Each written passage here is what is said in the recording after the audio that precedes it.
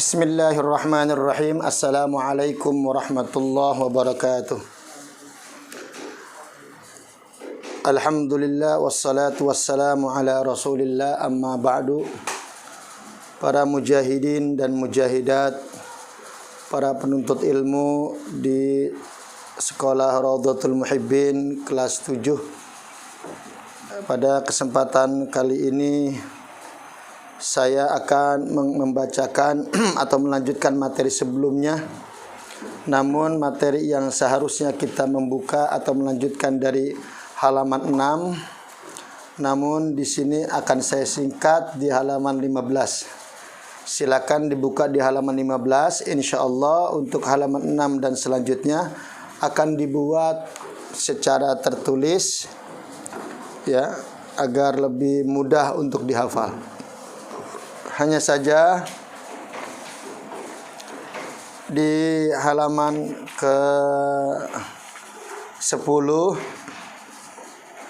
itu adalah tasrif ataupun bukan tasrif, nazam yang terkait dengan metode tatbik pada halaman 10. Insyaallah nanti akan dikirimkan dalam bentuk video ataupun rekaman suara. Bismillahirrahmanirrahim. Pada halaman yang ke-15, ihfaz hadhil qaidah, hafalkan kaidah isim. Sekarang kemarin sudah dibahas bahwa kalimat dalam bahasa Arab itu ada 3 macam. Ada kalimat isim, ada kalimat fi'il, dan juga ada kalimat huruf. Maka dari itulah saya akan menjelaskan pertama kali tentang pengenalan terhadap isim. Jika ingin kenal isim itu apa, maka kita harus mengenal dulu pola awalan dan akhiran. Karena apabila mengenal pola awalan dan akhiran atau imbuhan awalan dan akhiran, maka kita akan kenal sebuah kalimat dalam bahasa Arab. Namun kita harus tahu dulu apa sebetulnya kalimat isim. Kalimat isim secara makna adalah kalimatun tadullu ala makna fi nafsiha walam tuktarin bizamanis salasah atau bizamanin wad'an. Kalimat isim adalah kalimat yang menunjukkan kepada makna secara pribadi, secara makna kalimat itu, dan tidak disertai oleh waktu, baik zaman madhi, zaman yang telah lalu, ataupun zaman yang sedang dilakukan, ataupun zaman yang menunjukkan kata perintah. Dia tidak ada zamannya, tidak ada waktunya. Tidak disertai dengan kata telah, sedang, akan, ataupun kata perintah, tidak. Pokoknya kalimat isim itu kalau kita lihat dari segi kalimatnya hanya menunjukkan sebuah kata benda yang tidak berzaman atau yang tidak terdapat waktu. Perlu ditulis bahwa kalimat isim itu ciri khasnya adalah menunjukkan kepada 3 kalimat. Yang pertama, setiap nama orang itu disebutnya adalah kalimat isim yang disebut dengan ismul alam, nama orang. Semua nama orang, baik alam mufrad misalnya lafaz Muhammadun, ataupun alam idofi seperti Abdullah, yaitu 2 nama yang 2 kalimat yang dijadikan satu. Atau yang ketiga adalah alam isim, alam idofa, kemudian juga ada disebut dengan alam laqab, yaitu gelar bagi seseorang. Ada lagi alam kunia. Alam kunia itu adalah alam yang diawali oleh abun dan ummun. Seperti contoh begini, Muhammad itu adalah kalimat isim karena menunjukkan kepada nama seseorang. Kemudian Abdullah, ada 2 kata, itu pun adalah kalimat isim. Kemudian ada lagi yang disebut dengan nama lain, seperti contoh Abul Qasim. Abul Qasim yang berarti ayahnya Qasim tidak lain adalah Muhammad. Ataupun nama lain Al-Amin, Ar-Rasul, An-Nabi, itu adalah nama-nama yang termasuk dalam kategori ismul alam ataupun disebutnya kalimat isim. Dengan kata lain, semua nama itu adalah kalimat isim. Yang kedua, setiap kalimat yang menunjukkan kata sifat. Setiap kalimat yang menunjukkan kata sifat, maka itulah yang dikatakan sebagai kalimat isim. Nah, nanti kita lihat bagaimana pola kata sifat itu.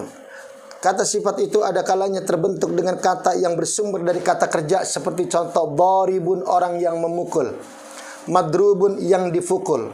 Ada kalanya dalam bentuk kata yang abstrak, Abstrak itu adalah kata yang bisa didengar, yang bisa dirasakan, tapi tidak bisa untuk dijadikan harokah sebuah gerakan. Seperti contoh syarifun, orang yang mulia. Orang yang mulia ini kan, mulia itu adalah kata sifat yang tidak mungkin dijelaskan dengan kata-kata ataupun dengan gerakan, bahwa sesuatu yang mulia itu seperti apa. Nah, inilah yang kedua, ada kata sifat. Jadi yang pertama adalah kata benda, sebetulnya sudah ada di kertas sebelumnya. Yang pertama adalah nama orang, kedua kata sifat. Yang ketiga ismul a'yan, kata benda. Semua kata benda maka itu adalah menunjukkan kepada kalimat isim. Seperti contoh rumah, bahasa Arabnya baitun, ini juga kalimat isim. Baju, saubun, ini juga kalimat isim. Pintu, babun adalah kalimat isim. Kata benda apa saja, qalamun, mulai dari alat-alat yang berada di kelas sekolah kita, itu semua kalimat isim. Qalamun, pulpen, kemudian juga kitabun, buku, ataupun kitab. Ada lagi yang disebut dengan nafizatun, adalah jendela. Kemudian lagi sakpun adalah atap. Kemudian ka'sun adalah gelas. Al-ma'u adalah air, dan lain sebagainya. Ini yang disebut dengan kata benda. Ada lagi yang disebut ismul jinsi, adalah isim jenis.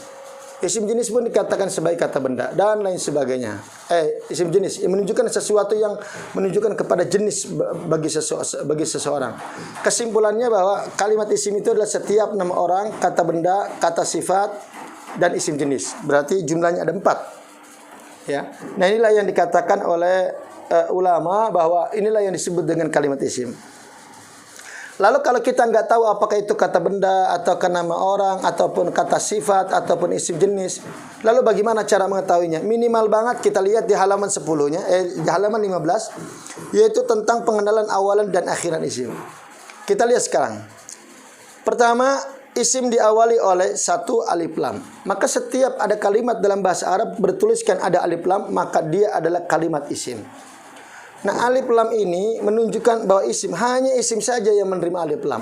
Jika bukan isim, maka dia tidak akan dikatakan kalimat isim. Hanya alif lam yang masuk kepada kalimat isim. Contohnya alhamdu. Maka alhamdu adalah kalimat isim yang diawali oleh alif lam. Maka setiap kalimat yang diawali oleh alif lam, maka inilah yang dikatakan kalimat isim. Kalau kita lihat pada contoh alhamdu, dia adalah kalimat isim. Mana cirinya daripada kalimat isim? Lihat awalannya. Oh, terdapat alif lam. Maka alif lam itu menunjukkan bahwa dia adalah kalimat isim. Kemudian yang kedua adalah terdapat huruf jer. Apa huruf jer itu? Adalah huruf yang memang bertugas untuk mengkasrahkan setiap kalimat isim. Mengkasrahkan setiap kalimat isim. Saya kasih contoh. Misalnya ada lafaz minal masjidi ilal masjidi. Minal masjid. Sekarang al masjid adalah kalimat isim ditandai dengan didahului oleh alif lam, kemudian dimasuki oleh huruf min sebagai huruf jer. Maka al masjid dibaca kasrah itu disebabkan karena ada huruf jer. Dan memang huruf jer itu bertugas untuk mengkasrahkan, memberikan harokat kasrah kepada kalimat isim. Ilal masjidi, al masjidi juga yang kedua itu dikatakan kalimat isim karena ada alif lam. Namun dia dibaca kasrah karena terdapat yaitu huruf jar berupa huruf ila. Maka ilal masjid ini juga dikatakan sebagai kalimat isim.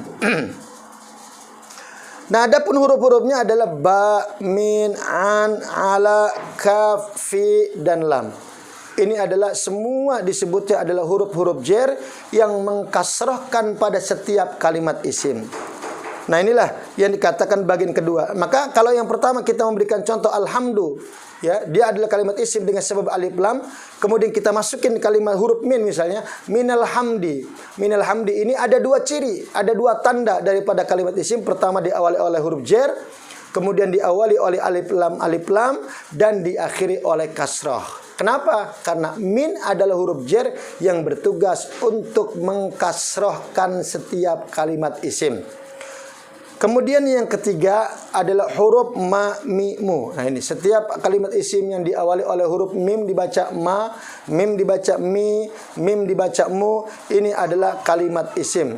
Maka Dengan catatan kalimat isim yang diawali oleh mim dibaca ma, mim dibaca mi, mim dibaca mu. Kalimat yang jatuh setelahnya tidak boleh kurang daripada 3 huruf. Harus 3 huruf. Saya kasih contoh di situ. Madrasatun, mim dibaca ma, kalimat isim. Kenapa demikian?